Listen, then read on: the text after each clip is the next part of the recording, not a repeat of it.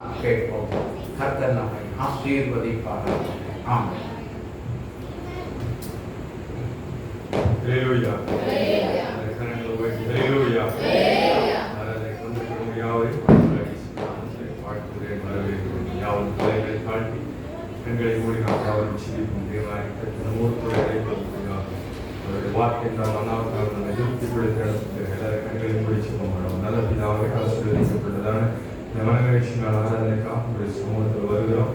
தேவனுடைய கரம் எங்களோடு கூட இருக்கிறது நமக்கு நன்றி சொல்லுகிறோம். ஆராதிக்கிற ஆராதனை தேவனாய் கர்த்தர் எங்களோடு கூட இருந்து அவங்களுடைய மகிமை மேகத்தினால் உங்களுடைய பிரசனத்தினால் எங்களை இடையிட்டு நமக்கு நன்றி சொல்லுகிறோம். எப்பொழுதும் உங்களுடைய வார்த்தைகளை ஞானிக்க முடியாமல் வந்திருக்கிறோம். வந்து பேசும் ஜனங்களோடு இடைப்படுங்க. அவருடைய வாழ்க்கையில் ஒரு மறுபும் ஒரு மாற்றம் ஒரு பெரிய ஒரு ஒரு மாற்றத்தை என் தேவனை கட்டளை எடுக்கிறாங்க. நாள் அவர்கள் கேட்கிற வார்த்தை நீ பேசுகிற ஒரு வார்த்தை இந்த ஜனங்களுடைய இருதயத்தில் கிரீசு 30, 60, 100 பலன் கொடுக்க கனி கொடுக்க நீ கிருபை செய்கிறார்கள்.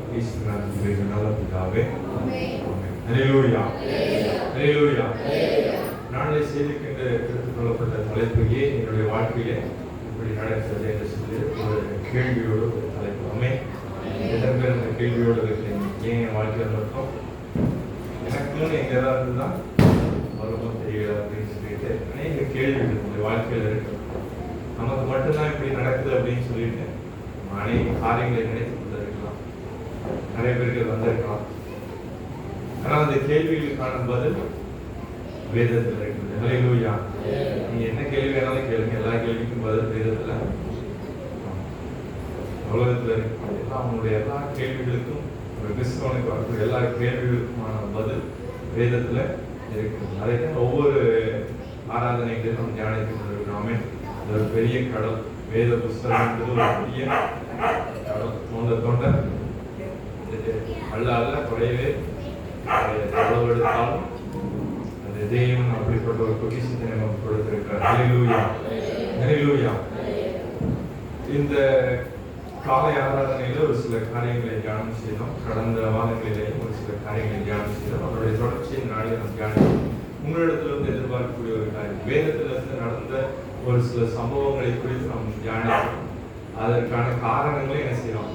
தியானிக்கணும். அதே போல உங்களுடைய வாழ்க்கையில் ஒரு கேள்வி இருந்துச்சு அப்படின்னா நீங்க என்ன செய்யணும்? தியானித்து யோசித்து அறிந்து கொள்ள வேண்டும். ஹல்லேலூயா. ஹல்லேலூயா. பாவத்தை குறித்தும் நீதியை குறித்தும் ஒரு கண்டித்து உணர்த்துங்க. ஒருவர் உங்களுக்கு என்ன செய்ய வேண்டியதில்லை, போதிக்க வேண்டியதில்லை. நானும் உங்களுக்கு என்ன செய்ய போறது, நீ இதெல்லாம் பண்ணிட்டு அதனாலதான் இதெல்லாம் வந்துருச்சு அப்படின்னு நான் உங்களுக்கு யாருக்கும் என்ன செய்ய போறது சொல்ல போறது கிடையாது. அதற்காக நான் இங்கே வருவது வேதத்தில் நடந்த ஒரு சம்பவங்கள், அதற்கான காரணங்களை மாத்திரம் நம்ம தியானிக்க போறோம்.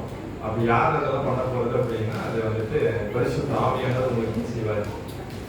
உங்களுக்கு அது எல்லாவற்றையும் விளக்குவார். உங்களுடைய வாழ்க்கையில் நடந்த காரணங்கள் எல்லாத்தையும் தேவனுடைய சமூகத்தில் காத்துங்க. அந்த காரியங்கள் எல்லாவற்றுக்குமான காரணம் தேவனுடைய சமூகத்தில் உங்களுக்கு வெளிப்படுத்தப்படும். ஹல்லேலூயா. ஹல்லேலூயா. நாம் யாரும் வேதத்தில் ஒரு பகுதியை எடுத்துக்கிறோம். 1 சாமுவேல் 22ஆம் அதிகாரத்தை நாம் எடுத்துக்கொள்வோம்.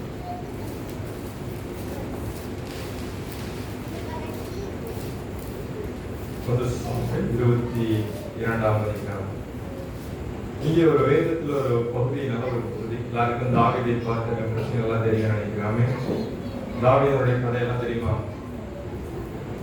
எல்லாத்துக்கும் தெரியும். அவருடைய கதை ரொம்ப பெரிய கதை. அவருடைய வரலாறு குறித்து வேதத்தில் ரொம்ப தெளிவாக சொல்லிருக்கு. அநேக சம்பவங்கள் வந்து அதில் காலையில் சில காரியங்களை தியானம் செய்யலாம். மீண்டும் இப்பொழுது சில காரியங்களை பார்ப்போம். அதில் தாவீது ராஜா ஆவதற்கு முன்பாக கர்த்தரால் அபிஷேகம் பண்ணப்பட்டார். அவருடைய இளம் வயதிலே ஆண்டவர் என்ன செய்தார்? நீதான் அடுத்த ராஜா அப்படின்னு ஆண்டவர் தெரிந்து கொண்டார். அதற்கான ட்ரைனிங்லாம் ஆண்டவர் என்ன செய்தார்? கொடுத்தார். அவருடைய வாழ்க்கை ரொம்ப கஷ்டமான ஒரு வாழ்க்கை. அது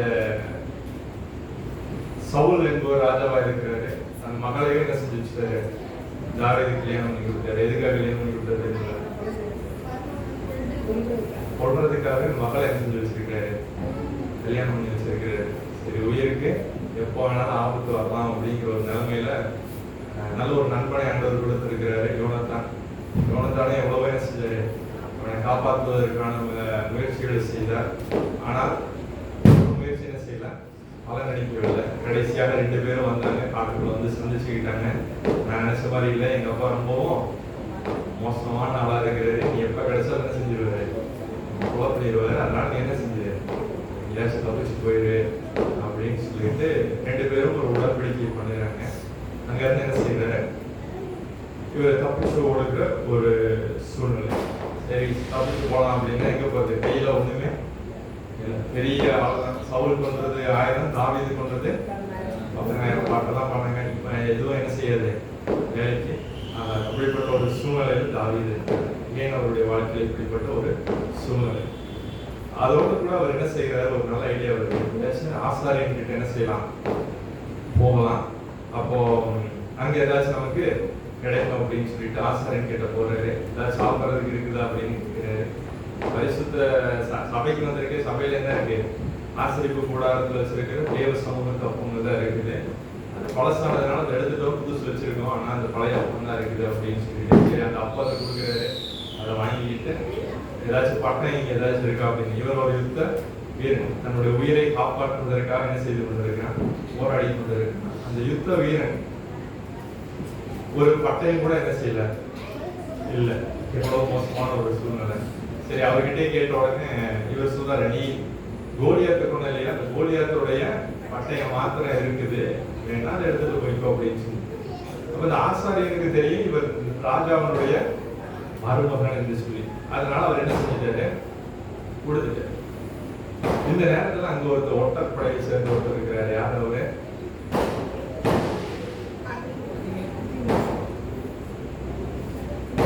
அப்படின்னு சொல்லிட்டு ஒருத்தர் என்ன செய்யறான் இருக்கிறான். அவன் யாரு, சவுனுடைய வேலைக்காரி. அவன் இந்த செய்தியை என்ன செஞ்சு வச்சிருக்கான், தெரிஞ்சு வச்சுட்டு சவுலுக்கு நேரம் வரும்போது என்ன செஞ்சுட்டான், சொல்லி கொடுத்துட்டான். உடனே சவுல் என்ன செய்யறாரு அப்படின்னா, ஆசாரியனை கூப்பிடுறாரு, வெளிமையில இருக்க விசாரணை பண்றாரு என்ன நடந்துச்சு அப்படின்னு சொல்லி. இவன் தோவைக்கு என்ன சொல்லுகிறான், இவன் தான் வந்து என்ன செஞ்சான், தேவனுடைய சமூகத்துல இவனுக்காக விசாரிச்சான், இவன் தான் எல்லாத்தையும் சாப்பிட்றதுக்கு கொடுத்தான், பட்டயத்தை கொடுத்தான், இவன் தான் வந்துட்டு உங்களுக்கு சதி வேலை என்ன செய்யறான், செய்து கொண்டிருக்கிறான்னு சொல்லிட்டு அவனுக்கு ஆசாரியனுக்கு எந்த ஒரு விஷயமும் என்ன செய்யாது. இவனுக்கு மாமனார் மருமனுக்கு நடக்கிற எந்த பஞ்சாயத்தும் அவருக்கு தெரியாது. அவரு ஏதோ முக்கியமான இவரு தாவீது கொஞ்சம் நிறைய பொய்யலாம் சொல்லிவிட்டு முக்கியமான வேலையை போற ராஜா பின்னாடி ஆளுகளை எல்லாம் அனுப்பி விட்டுருக்காரு. அவசரமா வந்ததுனால பட்டயத்தை எடுக்காம வந்துட்டாங்க, அதனால பட்டயத்தை என்ன செய்யுங்க கொடுங்க அப்படின்னு சொல்லிட்டான். அதையும் நம்பி இவர் என்ன செஞ்சுட்டாரு, கொடுத்துட்டாரு. ஆனா இந்த தோவைக்கு வந்துட்டு கொஞ்சம் என்ன செய்யறான், எக்ஸ்ட்ரா பொய்யெல்லாம் சொல்லி கடைசியில ராஜா ஒரு முடிவு செய்யறான், இவன் ஆசாரியன் என்ன செய்ய வேண்டும், கொலை செய்ய வேண்டும் அப்படின்னு சொல்லிட்டு. ஆசாரியன் மாத்திரம் இல்ல, அவன் கூட வந்து நோப் என்கிற ஒரு பட்டணத்துல ஆசாரியர்கள் இருக்காங்க. இங்க இருந்து 85 ஆசாரியர்களை கூட்டிட்டு வந்திருக்கிறான். அவங்களுடைய அந்த லேவி புத்தகத்துல ஆசாரியர் எல்லாரும் என்ன செய்யணும் அப்படின்னா கொலை செய்யணும் அப்படின்னு சொல்லி முடிவு பண்ணுவாங்க. அவன் ஒரு ஆசாரியன், கர்த்தருடைய ஆலயத்தில் பணிவிடை செய்யக்கூடிய ஒரு கர்த்தருடைய ஊழியக்காரன். ஆனால் அவருடைய வாழ்க்கையில ஒரு மோசமான ஒரு கடைசியா என்ன செஞ்சாங்க அப்படின்னா, சவுலனுடைய போர்ச்சேவர்களுக்கெல்லாம் கட்டளை போய் எல்லாரும் என்ன செய்யுங்க, 85 பேரையும் கொலை பண்ணுங்க அப்படின்னு சொல்லிட்டு.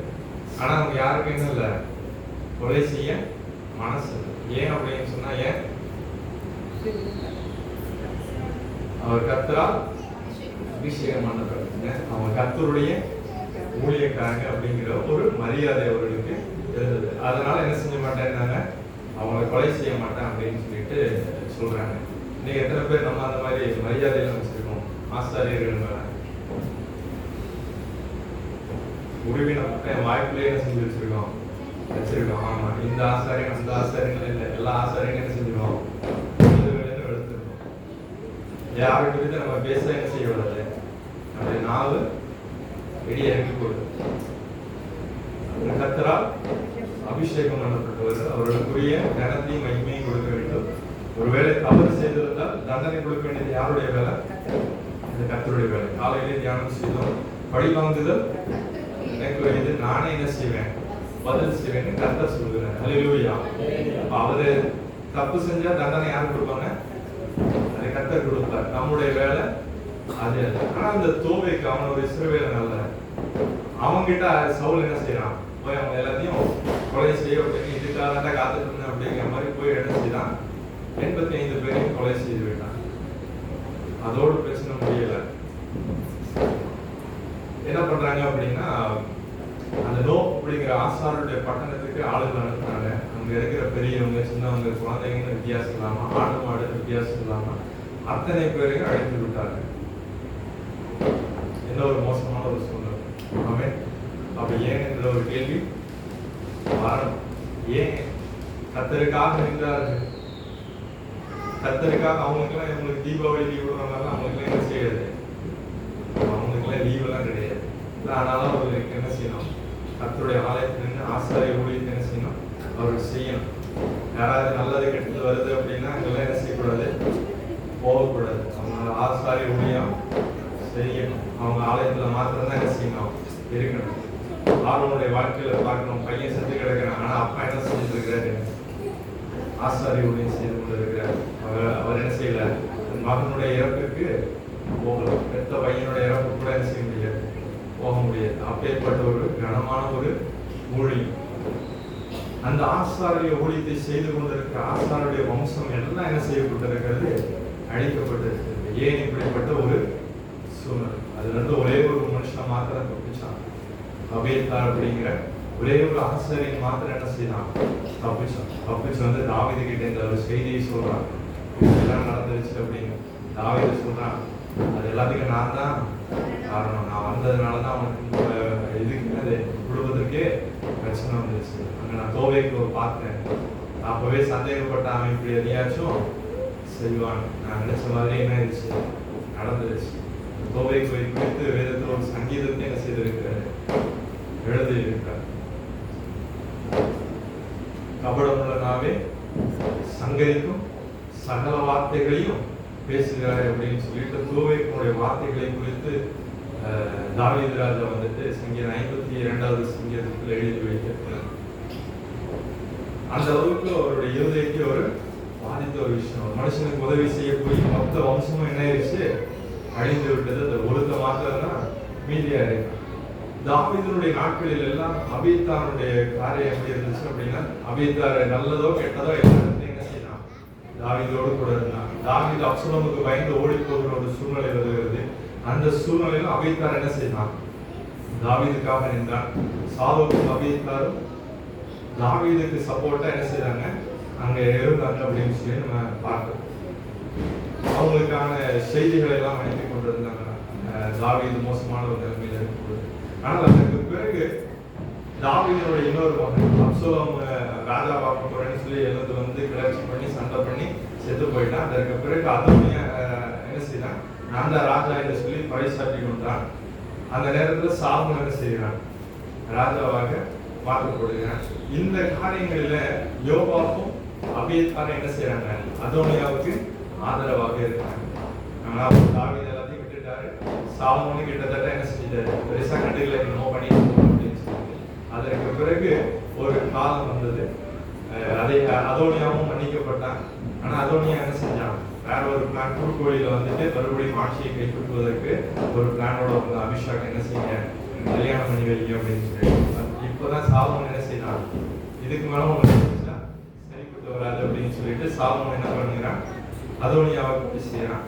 அதோடு கூட அபியத்தார் என்ன செய்யறான் அப்படின்னா, ஆசாரிய பட்டத்துல வந்து அவனை விலக்கி விடுறான். ஒருத்த மாத்திரம் தான் தப்பிச்சான். அந்த ஒருத்தன் ஆசாரியனா கொஞ்ச நாளைக்கு இருந்தான்.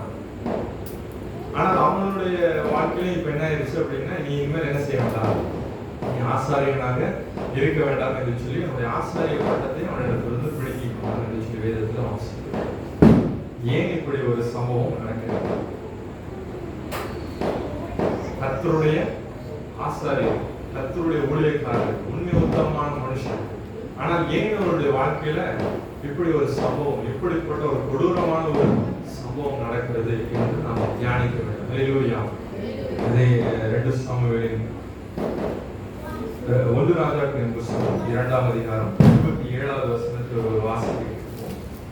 1 ராஜாக்கள் 2ஆம் அதிகாரம் 27வது வசனம். 76 வாசிப்போம்.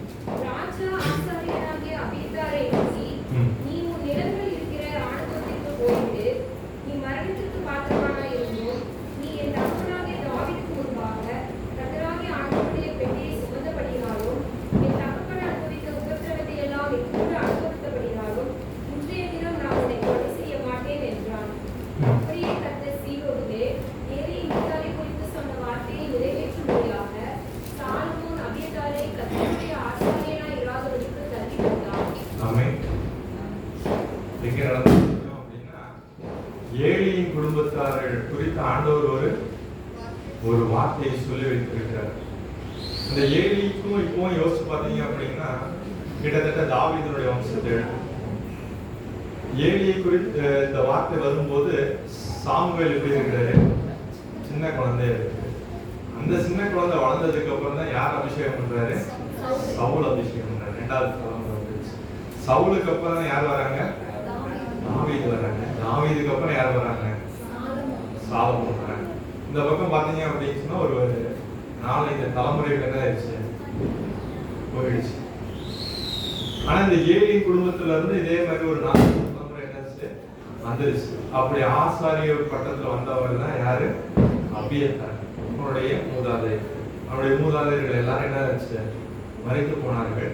இங்கே கடைசியா அபியத்தார் இருக்கிறாரு. அவருடைய வாழ்க்கையில என்ன ஆயிடுச்சு?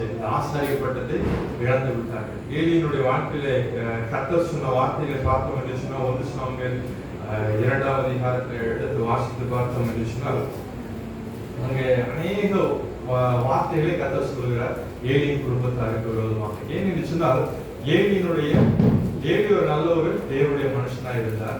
ஆனால் ஏலியினுடைய மகன்கள் 2 பேர் இருந்தாங்க. யாரு பேர் என்ன? ஓப்னி, 2 மகன்கள் இருந்தாங்க. 2 பேரும் ரொம்ப மோசமான மனிதர்கள். அவர்கள் ஆசாரியர்கள் என்றே சொல்லவே முடியாது. அவர் அங்கே நடந்து கொண்ட விதம் ஒரு சாதாரண ஒரு நல்ல மனிதர்களாக அவர்கள் என்ன செய்யவில்லை? நடக்கவில்லை. அவர்கள் செய்த பாவத்தை குறித்து வேதத்தில் வாசிக்கிறோம். அங்கே பலி செலுத்த வரும்போது இவர்கள் என்ன செய்யறாங்க? கர்த்தருக்கு பிறகு பலி செலுத்த முதல்ல அந்த கறி எனக்கு என்ன செய்யுது கொடுன்னு சொல்லி அங்க அழிந்து பிடிக்கி கொண்டு போகிறார்கள். அதோடு கூட அங்க சபைக்கு வரக்கூடிய பெண்களிடம் என்ன செய்யறாங்க? தவறாக நடக்கிறாங்க. இப்படிப்பட்ட காரியங்கள் இது ரொட்டீனா அவர்கள் செய்யக்கூடிய ஒரு காரியம். அந்த பாவத்தை ஆண்டவர் என்ன செய்கிறார்? வெளிப்படுத்துகிறார். ஏலியின் இடத்துல தீர்க்கதரிசி அனுப்புகிறார். சாமுவேலை கொண்டும் அந்த தீர்க்கதரிசனத்தை என்ன செய்கிறார்? உறுதிப்படுத்துகிறார். சின்ன ஒரு குழந்தை தான். அந்த சின்ன குழந்தை கிட்ட யார் தன்ன இடத்துல பேசுறாங்கன்னு கூட தெரியல. எல்லாரும் நம்மளாம் சொல்லி கொடுத்துருப்போம் இல்லையா? கர்த்தாவே சொல்லும், அடியேன் கேட்கிறேன். இந்த அப்படிப்பட்ட ஒரு நல்ல வார்த்தை அவர் என்ன ஒரு வார்த்தை சொன்னாருங்கிற வாசகம் வந்து சாமுவேல் 2வது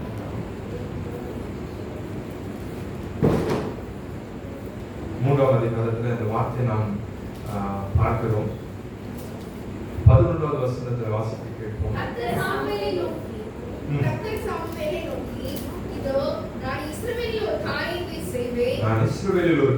செய்வேன். அதை கேட்கிற ஒவ்வொருவனுடைய 2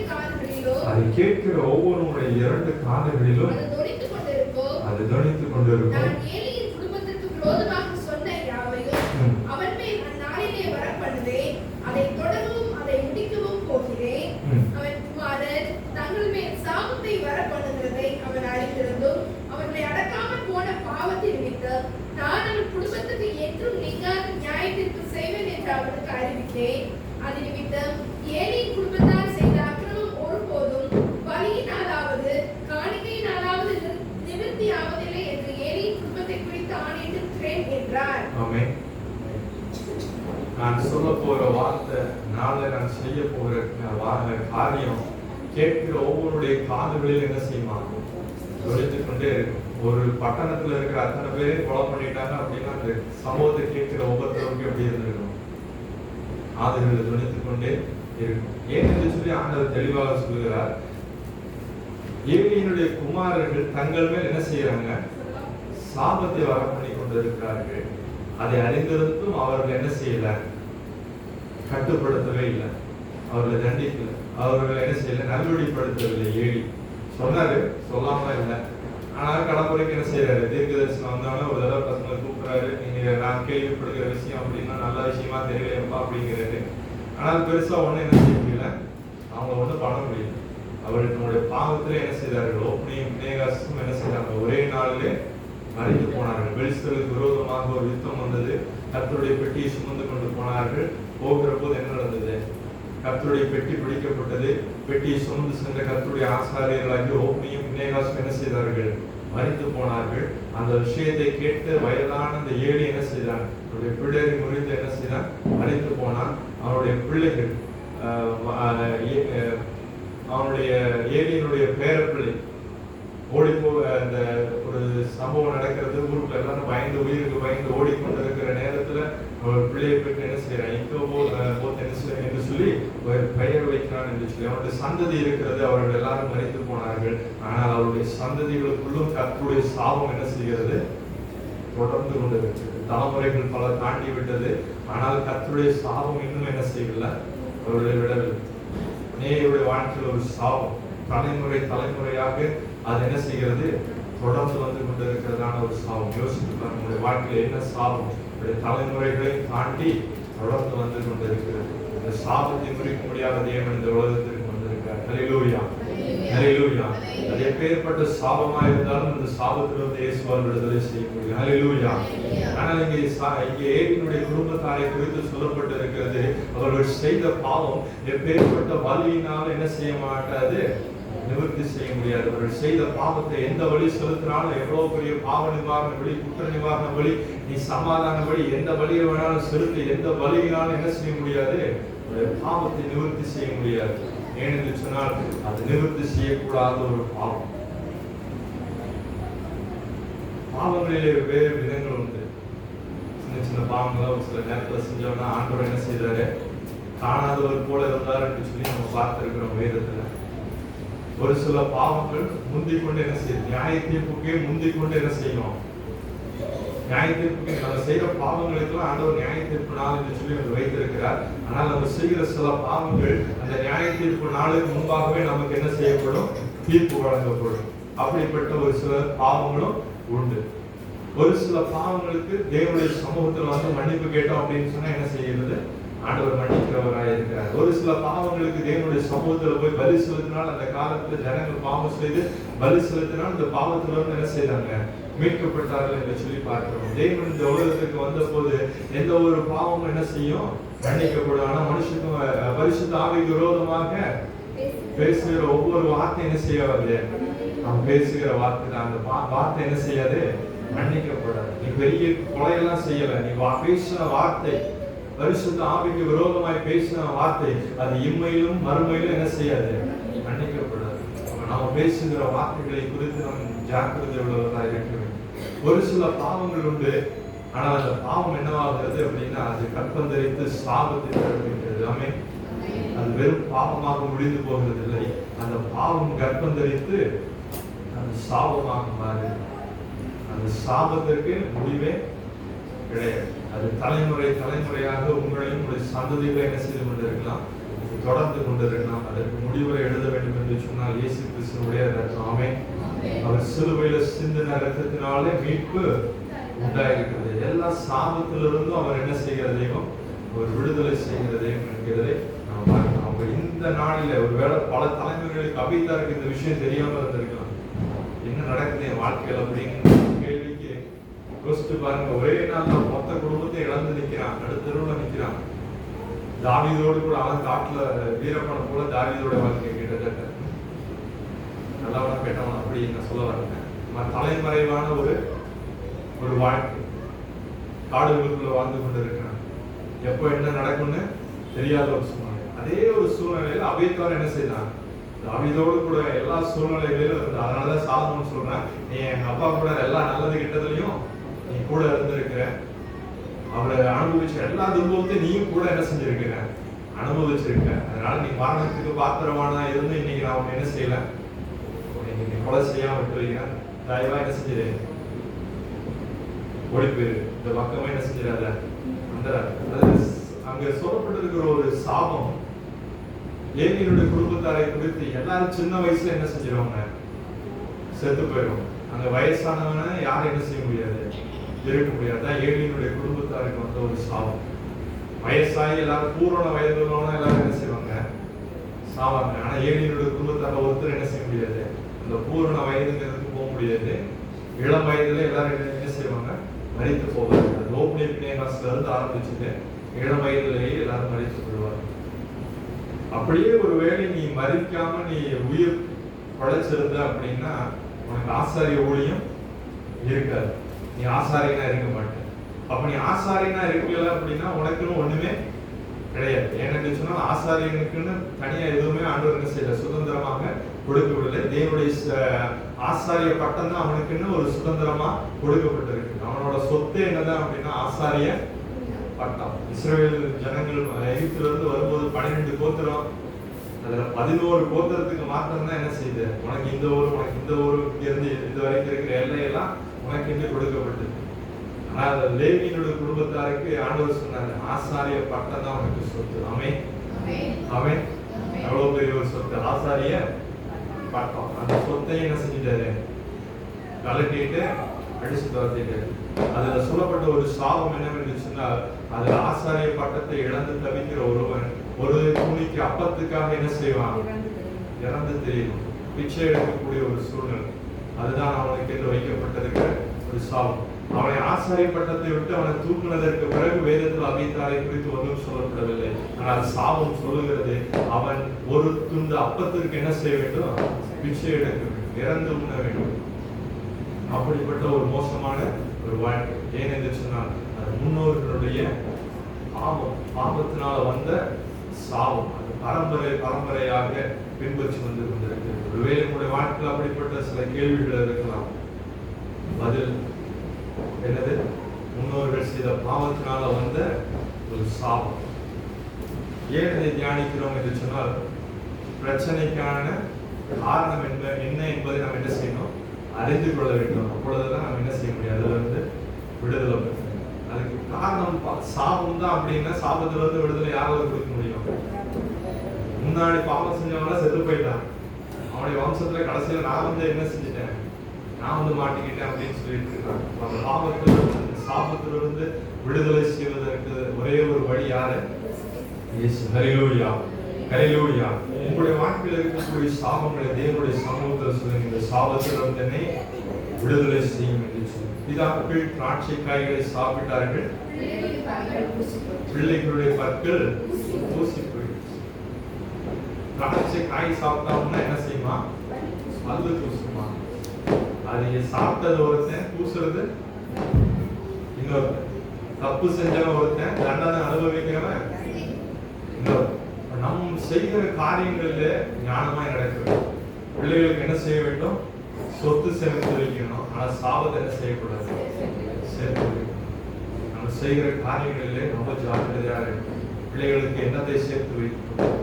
ஒருவேளை சொத்து சேர்த்து வைக்கலன்னா கூட பிரச்சனையே இல்லை. அவனுக்கு ஆண்டவர் ஒரு நாள் கொடுப்பாரு, இருப்பா ஏதாச்சும் ஒரு நாள் அவனுக்குன்னு ஒரு சொத்து வாங்க உதவி செய்யுங்கன்னு சொல்லி ஜோம் பண்ணிட்டு செத்து போயிடலாம். ஆனா பிள்ளைகளுக்குன்னு ஒரு சாபத்தை என்ன செய்யக்கூடாது, சேர்த்து வைக்கணும். அநேகர் இந்த நாள்ல லஞ்சம் வாங்குறாங்க. லஞ்சம் வாங்கி சொத்துக்கு மேல சொத்து, பணத்திற்கு மேல பணம். வீட்டுக்குள்ள போய் சோதனை பண்ணாங்கன்னா கட்டுக்கட்டான பல 1000 கோடி ரூபாய் பணம், 500 ரூபாய் நோட்டு இவெல்லாம் சேர்த்தக்கூடாதுன்னு சொல்லி தான் 2000 ரூபாய் நோட்டெல்லாம் என்ன செஞ்சாங்க. ஆமா, ஆனாலும் யாரும் என்ன செய்யல, திருந்தல. லஞ்சம் வாங்குறவன் இன்னும் என்ன செய்யறான், வாங்கிட்டே தான் இருக்கிறான். 2000 ரூபாய் நோட்டை பதுக்கிறவன் இன்னைக்கு 500 ரூபாய் நோட்டை என்ன செய்யறான், பதுக்கி கொண்டு இருக்கிறான். அரசாங்கத்தாலே எந்த ஒரு இது என்ன செய்ய முடியல, தினமும் லஞ்சம் வாங்குறாங்க, பல கோடி சம்பாதிக்கிறாங்க, அதுல பல சொத்துக்களை வாங்குறாங்க. தங்கம் வெள்ளி, வீட்டுக்குள்ள கிலோ கணக்குல தங்கத்தையும் வெள்ளியும் ஒழிச்சு வச்சிருக்கான் மனுஷன். அவன் என்னத்தை சேர்த்து கொண்டு இருக்கிறான், அவன் நினைத்து கொண்டு இருக்கிறேன் என்னுடைய சந்ததிக்கு ஒரு பெரிய சொத்து சேர்த்து கொண்டு இருக்கிறேன். அவன் சேமித்துக் கொண்டு இருப்பது எல்லாம் என்னது, ஏழைகளுடைய பணம். அவர்களை ஏமாற்றி நியாயமானவர்களுக்கு கிடைக்க வேண்டிய காரியங்களுக்கு கூட இன்னைக்கு என்ன செய்ய வேண்டியது இருக்கிறது, லஞ்சம் கொடுக்க வேண்டியது இருக்குது. ஆட்சிகள் மாறலாம், ஆனாலும் ஆட்சிகள் என்ன செய்யறது இல்லை, மாறுவதில்லை. யார் வந்தாலும் நம்மளுக்கு லஞ்சம் கொடுக்க வேண்டியவனுக்கு கொடுத்தா மாத்திரம்தான் சமீபத்தில் ஒரு கட்டுரை படித்தேன். நிறைய லஞ்சம் கொடுக்குற இடத்துல எல்லாம் போய் கையங்களமா என்ன செய்யறாங்க, பிடிச்சு கொள்றாங்க. அப்ப இவங்கெல்லாம் மாட்டிக்கிறாங்களா அப்படின்னு ஒரு விதத்துல சந்தோஷமா இருக்குது. ஆனா அப்படி காரியம் அப்படி இல்லை. அப்படி சிக்கிக்கொண்டவர்கள் சில நாட்களிலே சஸ்பெண்ட் செய்யப்படுகிறார்கள், மீண்டும் சில நாட்களிலே வந்து வேலைக்கு சேர்ந்து கொள்கிறார்கள். பணியிடம் மாற்றம் வாங்கி வேற ஒரு இடத்துல வேலை செய்யறாங்க. ஒருத்தருக்கு கூட என்ன செய்யறதில்லை, இந்த அரசாங்கம் சட்டத்திட்டமோ எதுவும் என்ன செய்யறதில்லை, பண்றது. அதுல ஒரு சட்டத்துல ஒரு பாதுகாப்பான ஒரு அம்சம் என்னன்னு சொன்னா, உயர் அதிகாரி கிட்ட என்ன செய்யணுமா, பர்மிஷன் வாங்கணும். அது லஞ்ச ஒழிப்புத்துறை அந்த கைது செய்யப்பட்ட நபருடைய உயர் அதிகாரி கிட்ட ஒரு பெர்மிஷன் வாங்கணுமா. ஆனா அந்த பெர்மிஷன் உயர் அதிகாரி என்ன செய்ய மாட்டாரு, கொடுக்க மாட்டாரு. அதை ஏன் கொடுக்கலன்னு கேட்கறதுக்கு யாருக்குமே உரிமை இல்லை. ஏன் தப்பு பண்றவங்க எல்லாம் என்ன பண்றான், அவன் மட்டும் வச்சுக்க மாட்டான், என்ன செய்வான், அது ஒரு பெரிய நெட்வொர்க். அந்த நெட்வொர்க்ல மேல இருக்கிற வரைக்கும் எல்லாத்துக்கும் என்ன செய்யலாம், பணம் கொடுப்பான். பணம் வாங்கணும் எப்படியாச்சும் அவனை இவன் தப்பு செஞ்சிருப்பான், இவன் மேல கைது செய்யலாம், இவன் நடவடிக்கைகள் எடுக்கலாம்னு யாராவது சொல்லுவாங்களா? எந்த ஒரு அப்ரூவலும் கிடைக்காது. அதுக்கு வழக்கு கொஞ்ச நாள்ல என்ன செய்யும், பெண்டிங்ல இருக்கும். அதுக்கப்புறம் நீதிமன்றமும் என்ன செய்யும், இதுல எதுவுமே நடக்கல அப்படின்னு சொல்லிட்டு வழக்கு க்ளோஸ் பண்ணிடுவோம். இப்படிதான் தமிழகத்துல அட்லீஸ்ட் நான் படித்த வரைக்கும், எனக்கு தெரிந்த வரைக்கும் நடக்கிற எல்லா லஞ்ச ஒழிப்பு சோதனைகளும் நடந்து கொண்டிருக்கு. அப்ப அரசாங்கத்தால் என்ன செய்ய முடியல, இதை கட்டுப்படுத்த முடியவில்லை. அரசாங்கத்தால் இதற்கு ஒரு தீர்வு கொடுக்க முடியவில்லை, தண்டனை கொடுக்க முடியவில்லை. ஆனால் ஈஸ்வனுடைய கண்களுக்கு முன்பாக யார் என்ன செய்ய முடியாது, தப்பித்து போக முடியும். அப்ப இப்படிப்பட்ட பாவத்தை செய்கிற மனிதர்கள் எல்லாரும் என்ன செய்யறாங்க, சாபத்தை சேர்த்துக் கொண்டிருக்கிறார்கள். நம்முடைய வாழ்க்கையில செய்கிற காரியங்களை ஒரு விஷயம் யோசித்து பார்ப்போம். எங்கெல்லாம் ஆண்டவர்கள் இல்லாத ஒரு காரியத்தை செய்து நம்முடைய சந்ததிக்கு ஒரு சாபத்தை தேடிக்கொண்டிருக்கிறோம். காரியங்கள் எல்லாவற்றையும் விட்டு என்ன செய்யணும், இன்னைக்கு நம்ம மனதில் ஹல்லேலூயா, ஹல்லேலூயா. இப்ப நம்முடைய முன்னோர்கள் செய்கிற பாவங்கள் அல்லது நாம் செய்கிற பாவம் நம்முடைய சந்ததிக்கு சாபமாய் மாறுகிறது என்று சொல்லி பார்க்கிறோம். இன்னும் இதே போல அநேக காரியங்கள் இருக்கலாம். அநேகர் சொல்லலாம், நான் ஜெபித்துக் கொண்டே இருக்கிறேன், என்னுடைய ஜெபங்களுக்கு என்ன செய்யறதில்லை, பதில் வருவதே இல்லை. நிறைய பேருக்கு ஆண்டவர் வாக்குத்தத்தம் கொடுக்கிறார், எனக்கும் வாக்குத்தத்தம் கொடுக்கிறார். ஆனா நிறைய பேர் வந்து சாட்சி சொல்றாங்க, கர்த்தர் என்னோட வாழ்க்கையில வாக்குத்தத்தத்தை நிறைவேற்றினார் என்று சொல்லி. ஆனால் என்னால சாட்சி சொல்ல முடியவில்லை. அநேகருடைய வாழ்க்கையில் இப்படிப்பட்ட கேள்வி, ஏன் நான் ஜெபித்து என்னுடைய ஜெபத்திற்கு பதில் வரல, ஆண்டவர் கொடுத்த வாக்குத்தத்தங்கள் ஏன் என்னுடைய வாழ்க்கையில நடைபெறுவதில்லை. வேதத்தில் எத்தனையோ அற்புதங்களை தேவன் செய்திருக்கிறார், ஏன் என்னுடைய வாழ்க்கையில ஒரு அற்புதத்தை தேவன் செய்ய மாட்டார், ஏன் செய்ய மாட்டேங்கிறார்? ஒரே ஒரு காரியத்திற்காக நான் ஜெபித்துக் கொண்டிருக்கிறேன், ஏன் என்னுடைய வாழ்க்கையில இந்த ஒரு அற்புதத்தை ஆண்டவர் செய்ய மாட்டேங்கிறார் அப்படின்னா அதற்கும் என்ன இருக்கிறது, காரணம் இருக்கு. காரணத்தை அறிந்து கொள்வது மிகவும் அவசியமா இருக்கிறது. ஹல்லேலூயா. காலையிலே தியானம் செய்த தாவீதுடைய வாழ்க்கையில நடந்த ஒரு சம்பவத்துல பத்சேபாவிடத்துல என்ன செய்தாரு, அவர் பாவம் செய்தார். பாவத்து நிமித்தமாக ஒரு குழந்தை பிறந்தது. ஆனால் தேவனுக்கு முன்பாக அது எப்படி இருந்தது, அருவருப்பா இருந்தது. அதனால ஆண்டவர் என்ன செய்தாரு, அந்த பிள்ளையை அடித்தார்.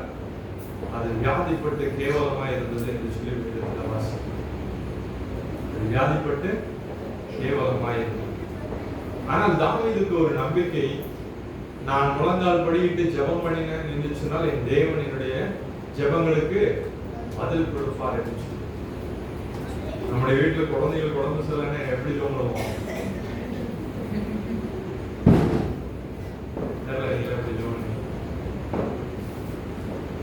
வேலை முட்டி போட்டு ஜோம் பண்ணலாம், இல்ல ஒரு நாள் உபவாசம் பண்ணி ஜோம் பண்ணலாம், இல்லைன்னா பாஸ்டருக்கு போன் பண்ணி ஜோம் பண்ணலாம், இல்லைன்னா ஜெப ஊபத்துக்கு போன் பண்ணி ஜோம் பண்ணலாம். நமக்கு தெரிஞ்ச எல்லா ஊழியக்காரங்களுக்கும் லைனா என்ன செய்யலாம், போன் பண்ணி ஜெபிக்கலாம். ஆனா தாவீதுடைய ஜெபம் ரொம்ப வித்தியாசமானது. பெரிய சிங்காசனத்துல இருக்கிற ஒரு ராஜா ஒரு போய் தரையில முதல் வேலையை உட்கார்ந்து என்ன செய்தார், தரையில உட்கார்ந்து அவர் தன்னை தாழ்த்துகிறார். ஜெபத்துக்கு முன்னாடி நம்ம என்ன செய்யணும், தாழ்த்து. சில மனிதர்கள் நினைத்தார்கள், நான் பெரிய ஆளு, நான் தான் போய் சொன்னா ராஜா என் பேச மதிச்சிருவாரு அப்படின்னு சொல்லிட்டு எத்தனையோ பேர் வந்து முயற்சி செஞ்சாங்க. அவனை ஒருவனாலும் தரையில இருந்து என்ன செய்ய முடியல, தூக்க முடியல. அவன் எழுந்திருக்கவே முடியாது. யார் வந்து சொன்னாலும் நான் எந்திரிக்க மாட்டேன், நான் இங்கதான் இருப்பேன் அப்படின்னு சொல்லிட்டு தரையில உட்கார்ந்து அவர் என்ன செய்கிறார், அவர் ஜெபம் பண்ணுகிறார். ஜெபிக்கிறவர் சாதாரணமாக ஜெபிக்கல. அவர் என்ன செய்யறார்? சாப்பிடாம உபவாசம் பண்ணி ஜெபிக்கிறார். அவர் ஜெபித்துக் கொண்டே இருக்கிறார். இந்த குழந்தைக்கு இன்னும் என்ன செய்யல? அற்புதம் நடக்கல, சுகம் இன்னும் நடக்கல. இன்னும் இந்த குழந்தை மோசமான அந்த வியாதியிலே மாட்டிக் கொண்டிருக்கிறது. அவர் தொடர்ந்து என்ன செய்கிறார்? ஜெபித்துக் கொண்டிருக்கிறார். எத்தனை நாள் ஜெபித்தார்? 7 நாள். 7 நாள் தரையில இருந்து மனுஷன் என்ன செய்யறார்? எழுந்திருக்கு. எவ்வளவு பெரிய ஒரு ஜெபம்! யாராவது இவ்வளவு பெரிய ஜெபம் பண்ணியிருப்போமா? யோசிச்சு பாருங்க, நம்முடைய வாழ்க்கையில் இவ்வளவு பெரிய ஒரு ஜெபம். இந்த அளவுக்கு தரையில இருந்து கூட நான் எந்திரிக்கவே மாட்டேன், சேர்ல எல்லாம் உட்கார மாட்டேன், சிங்காசனத்துல உட்கார மாட்டேன், சோறு நீங்க மாட்டேன், தண்ணி குடிக்க மாட்டேன். நான் இந்த இடத்துல ஆண்டவர் எனக்கு சுகத்தை கொடுக்காம அற்புதத்தை செய்யாம அவர் நான் விடுவதில்லை அப்படின்னு யாராவது வைராக்கியம் எடுத்துருப்போமா? நம்மளும் நம்ம வேலையை பார்த்துட்டு அப்பப்போ டெய்லியும் காலையில் ஒரு 5 நிமிஷம் செஞ்சுக்கலாம். நாம இந்த காரியத்துக்காக ஜெபம் பண்ணணும் அப்படின்னு ஒரு வேலை நம்ம ஜெபித்துக் கொண்டு இருக்கிறோம். ஆனால் தாவீது பயங்கரமா ஜெபம் பண்ணாரு. ஆனால் அந்த ஜெபத்தை ஆண்டவர் என்ன செய்யவில்லை? கேட்கவில்லை. அந்த ஜெபம் அருவருப்பானது. ஆமென். அருவருப்பான ஜெபத்திற்கு ஆண்டவர் என்ன செய்ய மாட்டார்? பதில் கொடுக்க மாட்டார். ஏனென்று சொன்னால் அவன் செய்த பாவம் மோசமான ஒரு பாவம். ஆண்டவர் நான் சொன்னாரு, நீ செய்த காரியத்தை அவன் என்ன செய்யறாங்க? அருவருக்கு. தேவன் அருவருக்கு ஒரு பாவத்தை செய்தார். அந்த பாவத்திலிருந்து நீ தப்பிச்சு போகிறதுக்காக அதுல இருந்து ஒரு பிரயோஜனத்தை தேடணும் அப்படின்னு நினைச்சா அந்த ஜெபமும் என்னது? அருவருப்பான ஒரு ஜெபம். என் இருதயத்தில் அக்கிரம சிந்தை கொண்டிருப்பேன் கர்த்தரின் ஜெபத்தை. அப்போ நம்ம செய்ய வேண்டியது அந்த நம்ம செஞ்ச முதல் பாவம் இருக்கு இல்லையா, அதுல இருந்து முதல்ல என்ன செய்யணும்? வெளியே வரும். அதுக்கான தண்டனையில இருந்து என்ன செய்ய முடியாது? தப்பிக்க முடியாது. அப்போ அந்த பிரச்சனைக்காக தான் முதல்ல ஆண்டவருடைய சமூகத்துல என்ன செய்யணும்? போராடணும்.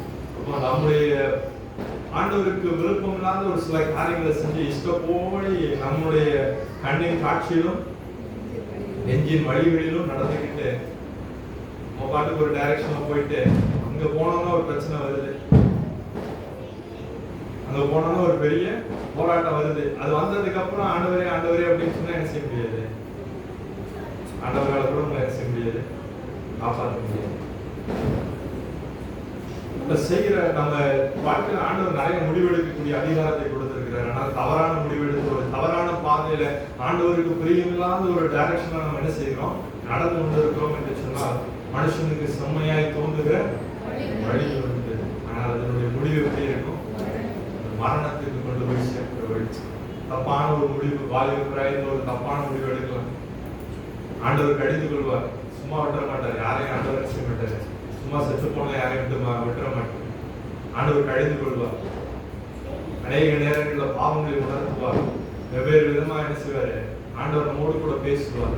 ஆனால் அதை எல்லாவற்றையும் தாண்டி இருதயத்தை கடினப்படுத்தி கொண்டு நான் இந்த வழியில தான் போவேன் அப்படின்னு சொல்லி போனோம் அப்படின்னு சொன்னா அந்த வழியின் ஒரு முடிவு, அது ஒரு டெட் எண்ட் இருக்கிறது.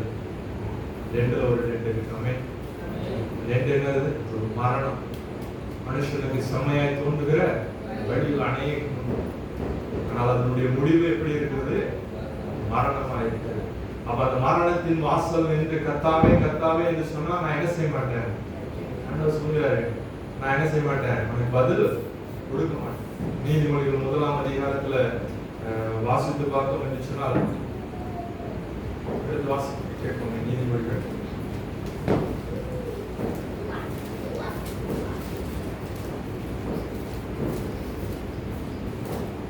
1ஆம் அதிகாரம் 26வது வசனம். ஆகையால் நானும் உங்கள் ஆபத்து காலத்தில் நகைத்து நீங்கள் பயப்படும் காரியம் வரும்போது ஆவடியும் பண்ணுவேன். நீங்கள் பயப்படும் காரியம் உசல் போல் வரும்போதும் ஆபத்து சூறாவளி போல் உங்களுக்கு நேரிடும் போதும் நெருக்கமும் இடுக்கணும் இவர்கள் வரும்போதும் ஆவடியும் பண்ணுவேன். அப்பொழுது அவர்களை நோக்கி கூப்பிடுவார்கள், நான் மறு உத்தரவு கொடுக்க மாட்டேன்.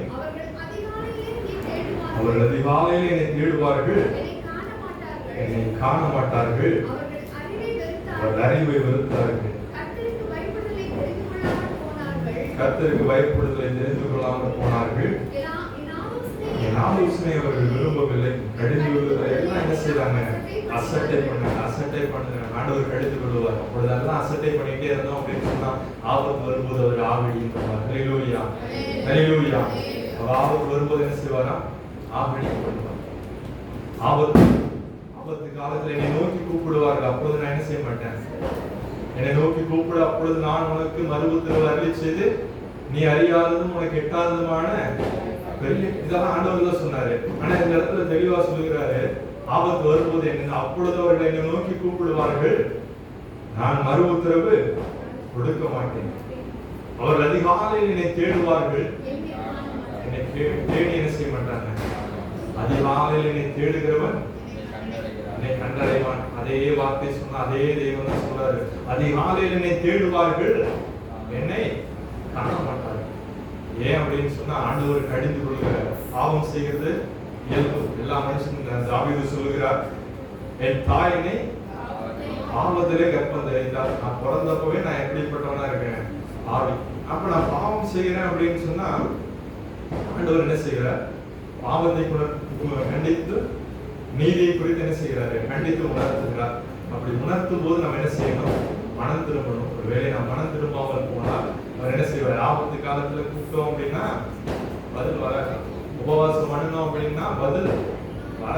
அதிகாலையில தேடி நான் 3 மணிக்கெல்லாம் எந்திரிச்சு ஜெபிக்கிறேன், என்னுடைய வாழ்க்கையில ஒரு மாற்றம் உண்டாகுமா அப்படின்னு சொன்னா என்ன ஆகாது? நடக்க. அப்போ நம்முடைய வாழ்க்கையில சற்று என்ன செய்யணும்?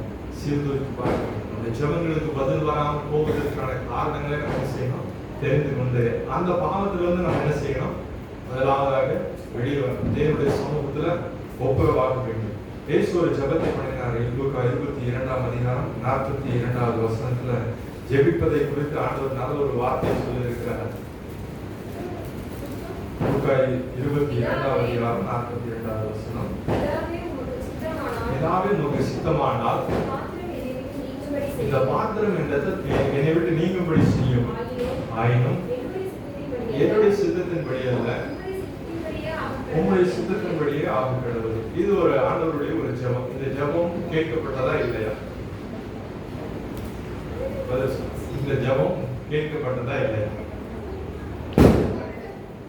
கேட்கப்படல. அதாவது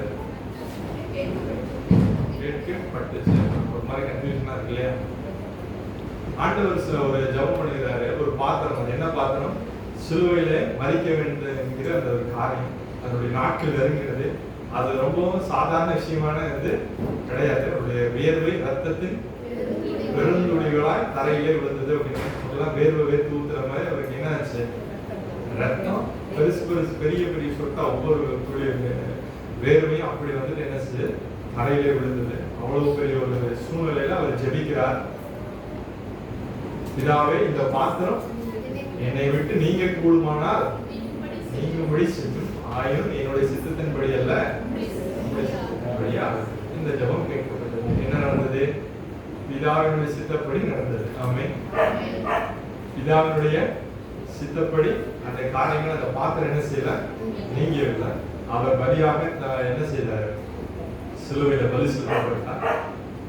சர்வலோகத்தின் பாவத்தையும் சுமந்து இருக்கிற அதே ஆட்டுக்குட்டியாக அவர் சிலுவையில ஜீவனை கொடுத்தார். நாம ஜெபிக்கும் போது இதை தான் ஆண்டவர் என்ன செய்திருக்கு? நமக்கு கற்றுக் கொடுத்திருக்கிறார். ஹல்லேலூயா. நம்ம ஜெபிக்கும் போது எப்படி ஜெபிக்கணும்? அது வேணும், இது வேணும், அப்படி வேணும், இப்படி வேணும் எல்லாம் கேட்கலாம். கடைசியில என்ன செஞ்சுக்கணும்? சித்தம் என்ன? ஏன்னா கேட்காம இருக்கிறது தப்பு. ஆமென். நிறைய பேர் ஆண்டவரே நீங்களே எனக்கு சித்தமான எனக்கு என்ன செய்யணும்னு எனக்கு என்ன வேணும்னு நீங்களே அறிஞ்சிருக்கிறீங்க, எல்லாத்தையும் என்ன செஞ்சிருங்க, அவன் எல்லா டைமுக்கு எல்லாத்தையும் செட்டில் பண்ணிருங்க அப்படின்னு சொல்லி சொல்லுவாங்க. அது அல்ல. இதுவரைக்கும் என் நாமத்தினால் நீங்கள் ஒன்றும் கேட்கவில்லை, கேளுங்கள் அப்பொழுது உங்கள் சந்தோஷம் நிறைவாக இருக்கும்படி. அப்ப நீங்க கேட்கணும். உங்களுடைய சந்தோஷம் நிறைவாக இருக்கணும்னா நீங்க என்ன செய்யணும்? கேட்கணும். ஆனா கேட்கும் போது ஆண்டவருடைய சித்தத்தின்படி என்ன செய்யணும்? கேட்கணும். உங்க பிள்ளைகளுக்கு ரட்சிப்பு வேணும்னு கேட்பீங்களா? சொத்து வேணும்னு கேட்பீங்களா? சொத்து இல்லைன்னா கூட என்ன செஞ்சிடலாம்? ரட்சிப்பு இல்லைன்னா அப்ப நம்ம கேட்கறது எப்படி கேட்கணும்? ஆண்டவருடைய சித்தத்தின்படி எது அத்தியாவசியமா என்ன செய்யணும்? என் பிள்ளை தறியிட்டு தெரியுறான் அப்படின்னா முதல்ல அவனுக்கு கேட்க வேண்டியது என்னது? முதலாவது தேவனுடைய ராஜ்யத்தையும் அவருடைய நீதியும் கேளுங்கள், அப்பொழுது இவைகள் எல்லாம் உங்களுக்கு இதெல்லாம் வேண்டும் என்பதை பரமபிதா அறிந்து வைத்திருக்கிறார். ஆட்டு புஷ்பங்களை கவனிச்சு பாருங்க. அதை என்ன செய்யறது இல்ல? விதைக்கிறதும் இல்ல, நூக்கிறதும் இல்ல, அறுக்கிறதும் இல்ல. ஆனா ஆண்டவர் என்ன செய்யறாரு? அதே போல அந்த காட்டு பறவைகளை பார்க்க நீங்க எப்படிப்பட்டவங்களா இருக்கிறீங்க? விசேஷித்தவங்களா இருக்கிறீங்க. அப்ப உங்களுக்கு இதெல்லாம் வேணுங்கிறது அவருக்கு என்ன செய்யணும்? ஆமென். ஆதாமி ஏவாளையும் படைச்சு வச்ச தெய்வம் அவன் நல்லது கெட்டது அறிஞ்சுக்கிட்டான் அப்படின்னு உடனே என்ன செஞ்சாரு? நிலையில இருந்துச்சுன்னா அந்த சாயங்காலத்துக்குள்ள என்ன ஆயிரும்? ஆஞ்சு போயிடும். இந்த தோல்ல என்ன செய்யும்? போட்டுக்கோ. அரசு தைச்சு கொடுக்கிற தெய்வம். ஆமென். ஆமென். நமக்கு வேணுங்கிறது என்னது வேணுங்கிறது அவருக்கு தெரியும். இந்த அவனுக்கு இதெல்லாம் வேணும் வச்சுக்கோ. அவர் நமக்கு கொடுக்கிற ஒரு தெய்வமா இருக்கிறார். ஆனா நம்ம என்ன செய்யணும்? கேட்கணும். அந்த தேவனுடைய சித்தத்தின்படி கேட்கணும். அப்பொழுது அவை எல்லாம் உங்களுக்கு கொடுக்கப்படும். ஹல்லேலூயா. நம்ம ஜெபிக்கும் போது நம்முடைய ஜெபம் எப்படி செய்து கொண்டிருக்கிறோம் என்கிறதை என்ன செய்யணும்? கவனிக்கணும். தப்பா ஜெபம் பண்ணி சித்தத்துக்கு மாறா ஒன்று வாங்கிட்டோம், அடம்பிடிச்சு ஒன்று வாங்கிட்டோம் அப்படின்னு என்ன செய்யும்? பிரச்சனை இருக்கும். பிள்ளையாம் என்ன செய்தார் அப்படின்னா ஜெபம் பண்ணிட்டு தான் போனாரு. பிள்ளையாம் என்ன செஞ்சாரு? ஜெபம் பண்ணிட்டு தான் போனாரு. நடவடிக்கைலாம் போல. ஆனா ஆண்டவர் முன்னாடியே சொல்லிட்டாரு வேணாம் அப்படின்னு சொல்லிட்டாரு. ஆனா இவர் என்ன செய்யல? மறுபடியும் ஜெபம் பண்ணாரு. போய் தொலைன்னு விட்டுட்டாரு. ஆனா போனதுக்கு அப்புறம் என்ன பண்ணாரு? உருவின பட்டயத்தோடு எதிர்த்து என்ன செஞ்சாரு? அவர் கஷ்டம் நின்னார். ஆமென். அவர் தான் போன சொன்னாரு. ரொம்ப டார்ச்சர் பண்ணிட்டே இருந்தா என்ன செஞ்சிருவோம்? பிள்ளைகளை போய் தொலைன்னு எதையாச்சும் வச்சு தொலை வாங்கிக்கோ அப்படின்னு. அப்ப அதனால வர பிரச்சனை அது பெரிய பிரச்சனை. இப்ப நம்ம கேட்கிறது தேவனுடைய சித்தத்தின்படி கேட்போம். அப்ப நம்முடைய ஜபங்கள் எல்லாம் என்ன செய்யப்படும்? கேட்கப்படும். கேட்கப்படலைன்னா அது என்ன அர்த்தம்? அது உனக்கு என்னுடைய சித்தம் அல்ல. இதாவே பாத்திரம் நீங்க சொல்லுமானா நீங்க இப்படி செய்யும் ஆகிலும் என்னுடைய சித்தத்தின்படி இல்ல, சித்தத்தின்படியே எல்லாமே ஆதரவு. ஆபிரகாமை குறி ஆண்டவர் ஒரு வாக்குத்தத்தம் கொடுத்தார். நீ உன் தகப்பனையும் தாயும் ஊரு ஜனம் எல்லாத்தையும் விட்டுட்டு எனக்கு நான் காமிக்கிற இடத்துக்கு வா அப்படின்னு சொன்னாங்க. அவனோட பெரிய ஜாதியா இருக்கு. நட்சத்திரத்தை பார், அவைகள் என்ன கூடுமானால் என்ன முடிஞ்சா கவுண்ட் பண்ணு. ஐயோ முடியலையே ஆண்டவரே அப்படின்னு சொன்னா அந்த அளவுக்கு உன்னுடைய சந்ததி இருக்கும். உடனே கேட்கிறேன், எனக்கு ஒரு பிள்ளை கூட இல்லையே ஆண்டவரே. ஒவ்வொரு முறையும் ஆபிரகாம் ஜெபிக்கிறார், ஆண்டவரே எனக்கு வாக்குத்தத்தம் கொடுத்தீரே, ஆனா எனக்கு இன்னொரு புத்திர சந்தானம் கொடுக்கவில்லை. என் வீட்டுல வேலைக்காரனா இருக்கிறான், அவன் தான் கணக்கு வழக்கெல்லாம் பார்த்துட்டு இருக்காங்க. ஆனா எனக்கு ஒரு பையனை கொடுத்துருந்தீங்கன்னா அவன் எல்லாத்தையும் பார்த்துக்குவான் இல்லையா? ரொம்ப வருத்தத்தோடு ஆபிரகாம் கேட்கிறார். ஆண்டவர் வாக்குத்தத்தம் கொடுத்திருக்கிறார். ஆனால் அந்த வாக்குத்தத்தம் நிறைவேற காலம் இருக்கிறது. ஆமென். உங்கள் வாழ்க்கையில் என்ன வாக்குத்தத்தத்தை தேவன் கொடுத்திருக்கிறார்? அந்த வாக்குத்தத்தம் நிறைவேற தேவன் ஒரு காலத்தை வைத்திருக்கிறார். நான் சொல்லியும் செய்யாத இருப்பானோ? அவர் பொய் சொல்ல மனிதர் அல்ல, மனம் மாற மனதுத்திரனும் அல்ல.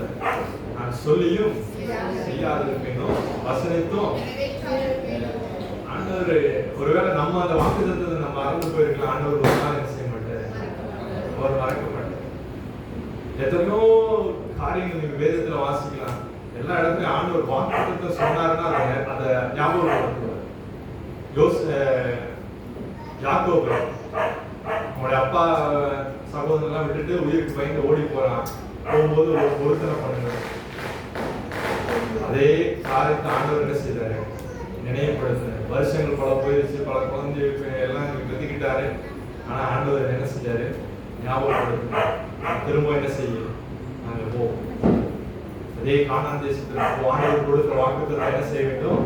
நிறைவேற வேண்டும். நான் உன்னை ஒரு பெரிய ஜாதியாக. ஆண்டவர் கொடுத்த வாக்குத்தத்தங்களை ஒரு நாள் என்ன செய்ய மாட்டாரு? மறக்க மாட்டார். நாம் மறந்தாலும் அவர் என்ன செய்ய மாட்டாரு? மறக்க மாட்டார். அது ஒரு நாள் கீழே விழுந்து போகாது. அந்த வாக்குத்தத்தங்களை நம்ம என்ன செய்யணும்? பிடிச்சுக்கணும். அது நிறைவேற காலம் வரைக்கும் என்ன செய்யணும்? காத்திருக்கணும். விசுவாசத்தோடு என்ன செய்ய வேண்டும்? காத்திருக்க வேண்டும். ஆண்டவர் உனக்கு ஒரு பையனை கொடுப்பேன், அவனுக்கு ஈசாக்குன்னு பெயர் வைப்பேன், அவனிடத்துல உன்னுடைய சந்ததி உனக்கு ஒரு பையன் தான் தருவேன் ஆண்டவர் சொல்லிட்டாரு. அவனுக்கு ஈசாக்குன்னு பேர் வச்சுட்டாரு. கடைசியில பலி செலுத்த போகும்போது அவன் சொல்றான், இப்பேற்பட்ட வாக்குத்தத்தங்களை பெற்றவன் மரித்தாலும் அவனை உயிரோடு எழுப்ப தேவன் நல்லவராய் இருக்கிறார் என்று விசுவாசித்து அவனை பலியாக என்ன செய்தான்? ஒப்பு கொடுத்தான். கொடுத்தது ஒரே ஒரு பையன். ஆனா ஆண்டவருடைய வாக்குத்தத்தம் என்னது? நட்சத்திர அளவுக்கு என்ன செய்வேன்? அவனுக்கு சந்ததியை கொடுப்பேன், கடற்கரை மணல் தானலையா உனக்கு சந்ததி இருக்குன்னு சொன்னாரு. ஆனா அந்த பையனை பலி செலுத்தி அவன் செத்து போயிட்டான் அப்படின்னா என்னது, அந்த வாக்குத்தத்தம் நிறைவேறாம போயிடும். அப்ப இப்ப அந்த வாக்குத்தத்தம் ஒருவேளை இன்னொரு பையனுக்கு கூட ஆண்டவர் என்ன செய்யலாம், கொடுக்கலாம். 100 வயசுல ஒருத்தனுக்கு ஒரு பையனை கொடுத்தாரு. ஆபிரகாம் ஆண்டவர் எவ்வளவு வருஷம் வெயிட் பண்ண வச்சாரு? 75 வருஷத்துல வாக்குத்தத்தம் கொடுத்தாரு. வயசு 75. இப்ப மனுஷனுக்கு வயசு 100 ஆயிடுச்சு. ஆதியாகமம் 22ஆம் அதிகாரம் 21ஆம் அதிகாரம் 5வது வசனத்துல ஆபிரகாம் ஈசாக்கை பெற்ற போது அவருடைய வயது எப்படி இருந்ததுன்னா 100 வயதா இருந்தது. 25 வருஷம் அந்த வாக்குத்தத்தம் நிறைவேற அவன் காத்திருந்தான். அப்ப இவ்வளவு பெரிய அற்புதத்தை செய்த தேவன் இனிமேல் என்ன செய்வாரு? இன்னொரு பையனை கூட என்ன செஞ்சிருப்பாரு, கொடுத்திருக்கலாம். அந்த மாதிரி ஒரு விசுவாசம் அவன் கூட இருந்திருக்கலாம் இல்லையா? ஆனா அவங்களுடைய விசுவாசம் எப்படி இருக்கு பாருங்க. ஆண்டவர் எனக்கு ஒரு வாக்குத்தத்தம் கொடுத்திருக்கிறாரு, அந்த வாக்குத்தத்தத்தை ஈசாக்கின் மேல வச்சிருக்கிறாரு. அந்த ஈசாக்குக்கு ஒண்ணுமே ஹல்லேலூயா ஹல்லேலூயா. நீங்க எத்தனை பேர் சொல்ல முடியும், என் பிள்ளைக்கு ஆண்டவர் ஒரு வாக்குத்தத்தம் வைத்திருக்கிறாரு, அதனால என் பிள்ளைக்கு ஒண்ணுமே ஆகாது? எத்தனை பேர் விசுவாசிக்கிறீங்க? ஹல்லேலூயா. பிள்ளைகளுக்கு ஒண்ணுமே பயப்படுற மாதிரி ஒரு காரியம் நடக்கும். ஆனா நம்ம விசுவாசத்தில் உறுதியா இருந்தோம்னா என்ன செய்ய மாட்டோம், பயப்பட மாட்டோம். ஆபிரகாம் பயப்பட்ட மாதிரி பயத்தில் வாசிக்க முடியாது. ஏன்னா அவன் ரொம்ப தைரியமான மனுஷன். ஆண்டவர் மேல ஒரு வைராக்கியம், விசுவாசம். அவன் செத்துருவான், எப்படியும் குத்துனா என்ன ஆயிரும், அவனை தகன பலியா கொடுக்கணும்னு சொல்லியாச்சு. கத்தியோட குத்துறதோட மட்டும் இல்ல, அவனோட ரத்தம் சிந்தப்படணும். அதற்கு பிறகு அதுல என்ன செய்யணும், நெருப்பு வச்சு தகனம் பண்ணணும். அதுதான் தகன பலி. அப்ப அவன் உழைக்கிறதுக்கு இல்ல. ஆனா அதுக்கு அப்புறம் அவன் செத்து போனவன் மறுபடியும் என்ன செய்வான், மறுபடியும் உயிரோட வந்திருப்பான் அப்படின்னு ஒரு விசுவாசம். எப்பேற்பட்ட ஒரு விசுவாசம். அப்ப நம்மளுடைய வாழ்க்கையில வாக்குத்தத்தத்தை நிறைவேறணும் அப்படின்னா, அந்த வாக்குத்தத்தத்தை கொடுத்த தெய்வம் அந்த வாக்குத்தத்தத்தை நிறைவேற்ற நல்லவராக இருக்கிறார் என்கிற ஒரு விசுவாசம் நமக்குள்ள என்ன செய்யணும், இருக்கணும். நம்முடைய செயல்கள் எல்லாம் அந்த விசுவாசத்தை நோக்கி நம்முடைய செயல்கள் என்ன செய்யணும், இருக்கணும். தைரியமா இருக்கணும். நம்ம பிள்ளைகள் குறித்து ரொம்ப என்ன செய்யாதீங்க, கவலைப்படாதீங்க, பயப்படாதீங்க. எதிர்காலத்தை குறித்து என்ன செய்யாதீங்க, ரொம்ப யோசிக்காதீங்க. யோசிச்சவங்க என்ன செய்யாது, தூக்கம் வராது. பிள்ளைகளுக்கு எதிர்காலத்தை குறித்த ஒரு பயம், இந்த பயத்துல என்ன செய்யாது, தூக்கம் வராது. பிள்ளைகளுடைய எதிர்காலம் இந்த மாதிரி யோசிக்க வேண்டாம். இந்த காலங்களை கர்த்தருடைய கரத்துல என்ன செய்யுங்க, என் பிள்ளை இல்லை, உங்க பிள்ளை, உங்க கையில என்ன செய்யுங்க, கொடுக்க நீங்க வளர்த்துங்க. அவன் எதிர்காலத்தை எல்லாத்தையும் என்ன செய்யுங்க, நீங்க பார்த்து தேவனுடைய சமூகத்துல என்ன செய்யுங்க, ஒப்பு கொடுங்க. அவர் என்ன செய்வார், ஆச்சரியமாய் நடத்துவார். ஹல்லேலூயா. பதில் வரல அப்படின்னு என்ன காரணம், ஏதோ ஆண்டவருக்கு விருப்பம் இல்லாத எதையோ செஞ்சிருக்கோம், இல்ல ஆண்டவருக்கு தப்பு பண்ணி வச்சுட்டு அதுக்கு அப்புறம் அந்த தப்புல இருந்து தப்பிக்கிறதுக்கு ஏதோ பண்ணிட்டு இருக்கோம்னு அர்த்தம். வாக்குத்தத்தத்தை நிறைவேறல அப்படின்னா அதற்கு ஆண்டவர் நியமித்திருக்கிற காலம் இன்னும் வரல, அல்லது நம்ம இன்னும் வாக்குத்தத்தத்தை பிடிச்சு என்ன செய்யல, ஜெபிக்கல. வாக்குத்தத்தத்தை கொடுத்தாருன்னா என்ன செய்யணும், வாக்குத்தத்தத்தை சொல்லி சொல்லி என்ன செய்யணும், சுதந்திரிக்கணும். வாய்நாள் என்ன செய்யணும், அறிக்கை செய்யணும். வாக்குத்தத்தத்தை கொடுத்துட்டாரு. அப்ப அடிக்கடி சொல்லுவாங்க, வாக்குத்தத்தத்தை கொடுத்துட்டாருன்னு வானத்துக்கு பூமிக்கு என்ன செய்யக்கூடாது, தீர்க்க தரிசனம் வந்துருச்சுன்னு என்ன செய்யக்கூடாது, குதிக்க கூடாது. அதை பிடித்து வைத்து என்ன செய்யணும், ஜெபிக்கணும். ஜெபிச்சுதான் எல்லாமே என்ன செய்யணும், சுதந்திரித்துக் கொள்ளணும். விசுவாசிச்சுதான் எல்லாத்தையும் என்ன செய்யணும், சுதந்திரித்துக் கொள்ளணும். வேதம் சொல்லுகிறது, விசுவாசத்தினால் வராத யாவும் பாவம்தான். விசுவாசத்தினால் இல்லாம உங்க வாழ்க்கையில் நடக்குது அப்படின்னா அது எல்லாமே என்னது, பாவம். நான் விசுவாசிச்சேன் அதனால ஆண்டவர் இதை செஞ்சார் அப்படின்னு சொன்னா மட்டும்தான் அது என்னது, கரெக்ட். இல்லைன்னா எல்லாமே தப்பு. முன்னரே ரைட்ல எல்லாமே தப்பு, அது எல்லாமே பாவமா இருக்கிறது. தீர்க்கதரிசியினுடைய ஒரு மனைவி, 2 ராஜாக்கள் 4ஆம் அதிகாரத்தை நாம் திருப்பி கொள்வோம். தீர்க்கதரிசியினுடைய ஒரு மனைவி வாழ்க்கையில ஒரு மோசமான ஒரு சூழ்நிலை, ஒரு வறுமை. கணவன் இறந்து போனார். இப்படி ஒரு சூழ்நிலையில ஒரு வாழ்ந்து கொண்டு இருக்கிறாங்க. அப்பொழுது தீர்க்கதரிசி இடத்துல வந்து கேட்கிறாங்க, என்னுடைய கணவரை இறந்து போனாரு, வாழ வழி தெரியல. அப்போ தீர்க்கதரிசி கேட்கிற உன்னிடத்துல என்ன இருக்கிறது, என்ன இருக்குது, ஒரு குடம் எண்ணெய் இருக்கிறது, அதை தவிர வீட்டுல வேற ஒண்ணுமே இல்லை. அடுத்த வேலை சாப்பாட்டுக்கு வழி இல்லாத விட்டுங்க. கடன் தொழில இருக்கிறவங்களுடைய குடும்பம் எப்படி இருக்கும் அப்படின்னு யோசிச்சு பாருங்க. வீட்டுல இருக்கிற பொருள் எல்லாத்தையும் என்ன செஞ்சிருக்கலாம், வித்திருக்கலாம். அவர் தெளிவா சொல்றாங்க. ஏன் அப்படின்னா, நீ போய் பக்கத்து வீட்டுக்காரங்க எல்லாத்தையும் போய் அநேக வெறும் பாத்திரங்கள் என்ன செய்ய வாங்கிட்டு ஒரு செகண்ட் யோசிச்சு போவோம். நம்ம தான் பக்கத்து வீட்டுக்காரங்க. யாரு? பக்கத்து வீட்டுக்காரங்க. நம்ம எல்லாரும் பக்கத்து வீட்டுக்காரங்க. நம்ம கிட்ட வந்து கேட்கறாங்க, வெறும் பாத்திரம் இருக்கு அப்படின்னு சொல்லிட்டு என்ன பண்ணுவோம்? மேல அட்டா குண்டாலாம் இருக்கு, எல்லாம் எடுத்துக்கணும்னு சொல்லிடுவோமா என்ன? வாழ வழி இல்லாத ஒருத்தங்க இருக்காங்க, உங்க வீட்டுல இருக்கிற எல்லாத்தையும் வித்து சாப்பிட்டு இருக்காங்க. அவங்க வந்து உங்ககிட்ட ஒரே ஒரு அண்டா மட்டும் கொடுங்கன்னு கேட்கறாங்க. என்ன பண்ணுவீங்க? மைண்ட் எப்படி யோசிக்கணும் அப்படி யோசிக்கணும். கொடுப்போமா என்ன? அண்டா இப்பதான் அந்த அக்கா வாங்கிட்டு போனாங்க, அந்த தெருவில் தண்ணி வருதாங்கள, அவன் சொல்லுவோமா சொல்ல மாட்டோமா? ஏன் நிறைய பேர் இருக்காங்க, நிறைய கிறிஸ்தவங்களாம் இருக்காங்க, பக்கத்து வீட்டுக்காரங்க கூட ஒண்ணுமே என்ன செய்ய மாட்டாங்க, அவங்க ஒண்ணு கொடுக்க மாட்டாங்க. இவன் வேற கொண்டு போனா ஒண்ணும் என்ன செய்ய மாட்டான், அவன் ஒண்ணு கொண்டு வந்து தர மாட்டான் அப்படிமா. நிறைய பேர் அப்படி இருக்கும், கொண்டு போனா என்ன செய்ய மாட்டாங்க, கொண்டு வந்து தர மாட்டாங்க. சரி, அது இருக்கட்டும். இப்ப நம்ம கொடுப்போமா கொடுக்க மாட்டோமா? அநேகம் வெறும் பாத்திரத்தை வாங்கிட்டு வான்னு ஆண்டவர் சொல்லிட்டாரு. ஒரே ஒரு பாத்திரத்தை கொடுப்போமா? ஒரு அண்டா நல்ல பெரிய அண்டாவா இருக்குது, அந்த ஒரு அண்டா கூட எனக்கு அட்ஜஸ்ட் பண்ணிக்குவேன் கேட்கறாங்க, கொடுப்போமா? இதை கொடுத்து இவன் போய் தின்னுட்டு வந்துட போறேன், நம்ம எனக்கு அண்டாவுக்கு திங்கிறது ஒண்ணுமே இல்லாத ஒரு விஷயம். ஆனா என்ன செஞ்சாங்க? ஒவ்வொருத்தரும் ஒவ்வொரு பக்கத்து வீட்டுக்காரன் ஒவ்வொருத்தரும் பெருசா பேசுவான், ஏளனமா கேவலமா பேசுவான். ஆனா அந்த பேச்சு எல்லாத்தையும் தாண்டி என்ன செய்யணும்? அவன்கிட்ட கெஞ்சி கூப்பிட்டு பாத்திரத்தை என்ன செய்யணும்? அங்கே ஒரு வார்த்தை சொல்லப்பட்டு இருக்கிறது, என்ன செய்யணுமா? கதவை கூட்டணும். இப்ப நம்ம இருக்கிறோம், நம்ம கிட்ட தீர்க்கதரிசி சொல்லி இருக்கிறது, இப்ப கதவை கூட்டுவோமோ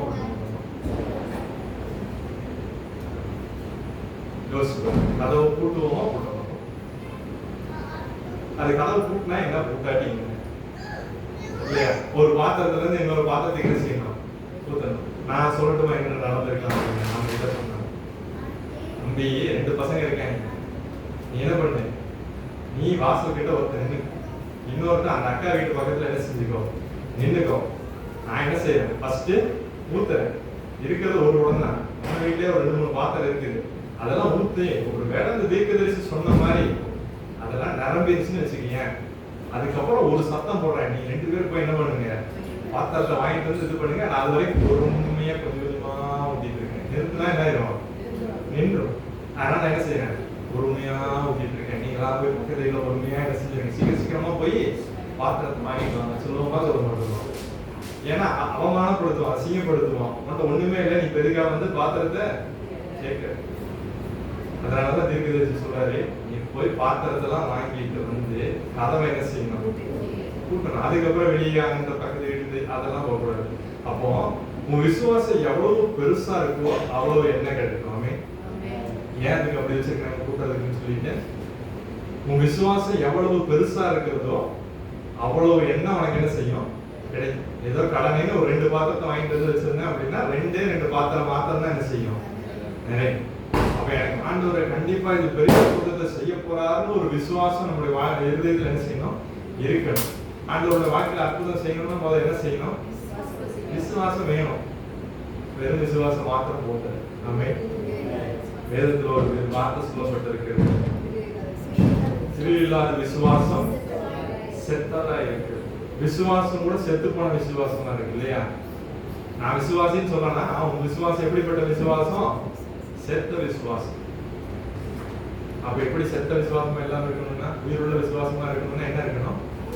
கிரியை இருக்கணும். கிரியைனா என்ன? ஆக்ஷன், ஒரு செயல் இருக்கணும். உன்னுடைய வாழ்க்கையில ஒரு செயல் இருக்கணும். அந்த விசுவாசத்தை நீ விசுவாசிக்கிற அப்படின்னா அந்த விசுவாசத்தை ஒட்டி உன்னுடைய செயல் இருக்க வேண்டும். நான் இயேசுவை விசுவாசிக்கிறேன், இயேசுவே உண்மையான தெய்வம் என்று விசுவாசிக்கிறேன் எல்லாரும் வாயை திறந்து சொல்லலாம்.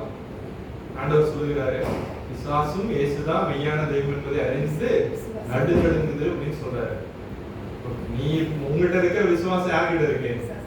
விசுவாசி கிட்ட கூட இருக்கு. புரியுதா உங்களுக்கு? நம்ம கிட்ட இருக்கிற விசுவாசம் ஆமா, ஒரு சிலனா நம்ம கூட டவுட் வரும், உண்மையான தெய்வம் தானே இதெல்லாம் பார்த்துட்டு தான் இருக்கிறாரு. விசுவாசிக்கு டவுட்டே இல்லை, அவர்தான் உண்மையான தெய்வம் தான், அவருக்கு என்ன இல்லை.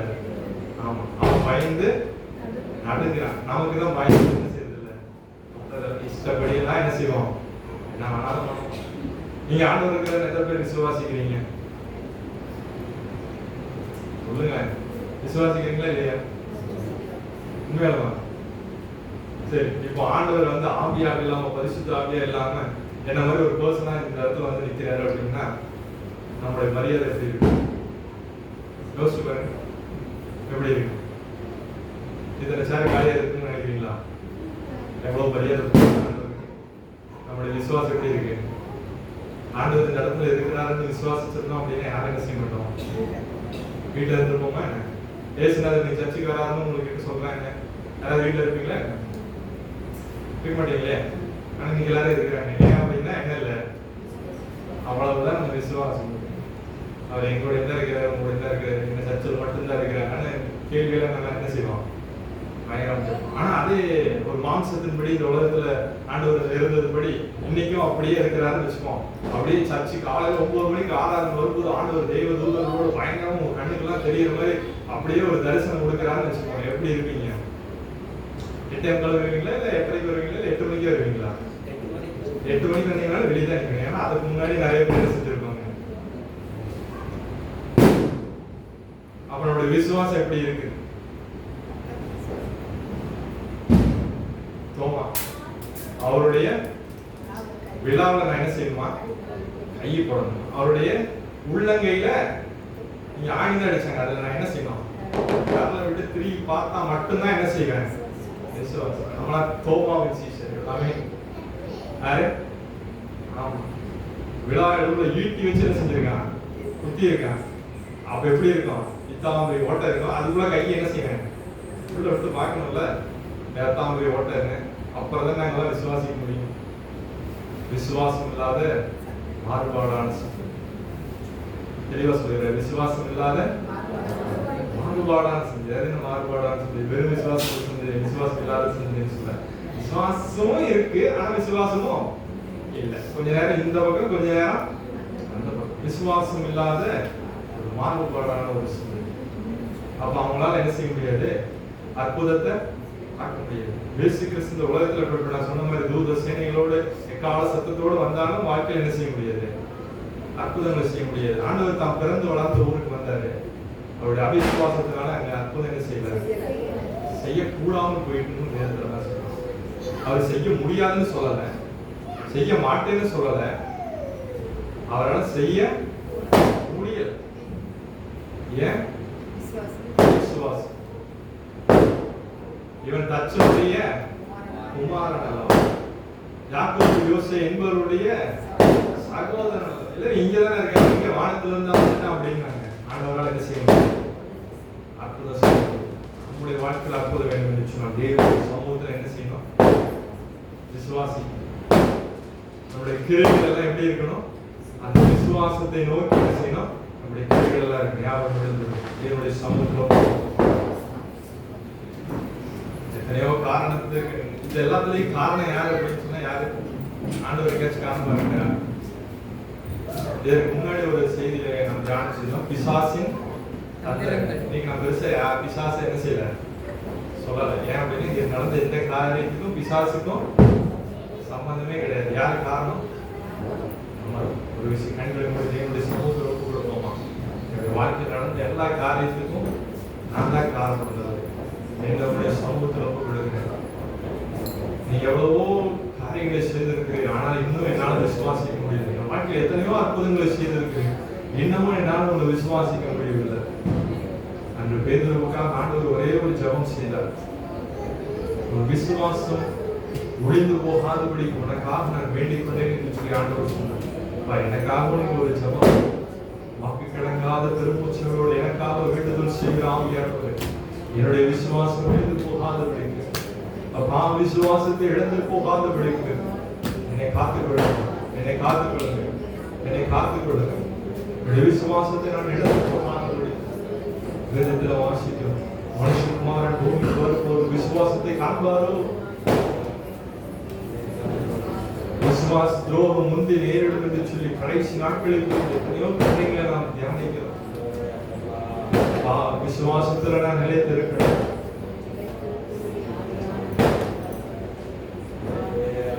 நீர் அற்புதங்களை செய்ய வல்லமையுள்ள தெய்வம் என்பதை நான் விசுவாசிக்கிறேன்.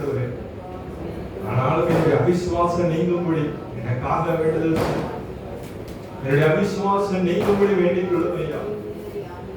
என்னுடைய அவிசுவாசம் நீங்க நீரே தெய்வம் என்பதை நாங்கள் விசுவாசிக்கிறோம். நீரே உண்மையான தெய்வம் என்பதை நாங்கள் அறிந்திருக்கிறோம். அநேக தருணங்களில் இதை நிரூபித்திருக்கிறேன். ஆனாலும் சில சமயங்களில் ஆபத்து நேரிடுகிற போது, ஒரு பயம் சூழ்ந்து கொள்ளுகிற போது விசுவாசம் விலகி போகிறது. நாங்கள் விசுவாச பரீட்சைக்கு இல்லாதவர்களாய் போய் விடுகிறோமே, அந்த விசுவாசத்தை இழந்து போய் விடுகிறோம். தயவாய் மன்னி. அநேக நேரங்களில் நாங்கள் ஜெபிக்கிறோம், ஜெபங்களுக்கு பதில் வராமல் போகிறது. ஆனால் அதற்கான காரணங்கள் நாங்கள் தான் என்பதை புரிந்து கொள்ளாமல் இருக்கிறோம். தயவாய் மன்னிங்க. ஜெபங்களுக்கு நாங்கள் எங்களுடைய ஜெபங்களுக்கு பதில் வராதபடிக்கு நாங்களே தடைகளாக நின்று கொண்டு இருக்கிறோமே. இந்த பாவங்களை மன்னிங்க, அந்த தடைகளை மன்னிங்க. இதோ ரட்சிக்க கூடாதபடிக்கு உங்களுடைய கை குறுகி போவதில்லை, கேட்க கூடாதபடிக்கு அவருடைய செவி மந்தமாகவும் இல்லை. உங்களுடைய அக்கிரமங்களே உங்களுக்கு உங்கள் பிதாவுக்கு நடுவாக ஒரு பிரிவினையாக நின்று கொண்டிருக்கிறது. அவருடைய பாவங்கள் அவர் நமக்கு செவி கொடுக்க கூடாதபடிக்கு ஒரு தடையாக நின்று கொண்டிருக்கிறது. என்னுடைய ஜெபங்களுக்கு பதில் வரக்கூடாதபடிக்கு எத்தனையோ பாவங்கள் அக்கிரமங்களும் தடையாக இருந்து கொண்டிருக்கிறது. என்னுடைய முன்னோர்கள் செய்த பாவங்கள் அது சாபமாக மாறி என்னுடைய சந்ததியை தொடர்ந்து வந்து கொண்டிருக்கிறது. என்னுடைய சமூகத்தில் ஒப்புக்கொடுக்கிற பாவங்களை மன்னிக்கிற தெய்வம் இதோ உலகத்தின் பாவத்தை சுமந்து தீர்க்கிற தெய்வ ஆட்டுக்குட்டியாக எங்களுக்காக பலியாக திருவாதார பலியாக சர்வலோகத்தின் பாவத்தையும் சுமந்து தீர்க்கிற அப்பா ஒரு பலியாக இந்த உலகத்திற்கு வந்தீர் என்று நாங்கள் அறிந்திருக்கிறோம், விசுவாசிக்கிறோம். விஷய பாவங்களை மன்னிங்க, அந்த பாவத்தினால் உண்டான அந்த சாபத்தை மன்னிங்க. ஒரு மாற்றத்தை கட்டளை எடுக்கிறீங்க. வாழ்க்கையில் ஒரு மறுரூபம் உண்டாகட்டும், வாழ்க்கையில் ஒரு மாற்றம் உண்டாகட்டும். தேவனே எங்களுடைய சமூகத்தில் ஒப்புக் கொடுக்கிறோம். அப்பா எங்களுடைய சமூகத்தில் ஒப்புக் கொடுக்கிறோம். தயவாயுடைய பாவங்களை மன்னிங்க, அக்கிரமங்களை மன்னிங்க, பாவங்களை சுத்திக்கிறீங்க. தேவனுடைய சமூகத்தில் ஒப்புக் கொடுங்க. எல்லாரும் வாய்களை தர தேவனுடைய சமூகத்தில் ஒப்புக் கொடுங்க. இவ்வளவு நாள் நீங்கள் கேள்வி கேட்டுக் கொண்டிருக்கலாம். கேள்விகளுக்கெல்லாம் ஒரே ஒரு பதில் தான். நாம் செய்கிற சில காரியங்கள் தேவனுக்கும் நமக்கும் நடுவாக ஒரு பிரிவினை உண்டாகும். நாம் செய்கிற ஒரு சில செயல்கள், விசுவாசம் இல்லாமல் நாம் செய்கிற செயல்கள் தேவனுடைய வாழ்க்கையில் அற்புதங்களை செய்ய முடியாத ஒரு சூழ்நிலை உருவாக்கி இருக்கிறது. தேவனுடைய சமூகத்தில் ஒப்புக்கொடுங்க, ஒப்புக்கொடுங்க, ஒப்புக்கொடுங்க. என்னை வண்டி என்னை ரத்தத்தினால கடவுளை சுத்திகரிக்க என்னை பரிசுத்தப்படுத்துங்க. தேவனுடைய சமூகத்தில் ஒப்புக்கொடுங்க. நாம் ஜெபிப்போம். பரலோகத்தின் தேவனே, எங்கள் ஆண்டவரே நன்றியுள்ள இதயத்தோடு சாப்பிடுகிறோம். அப்பனே நல்ல ஒரு அந்த பிள்ளைகள் எல்லாம் நாங்கள் ஜெபிக்கிறோம்.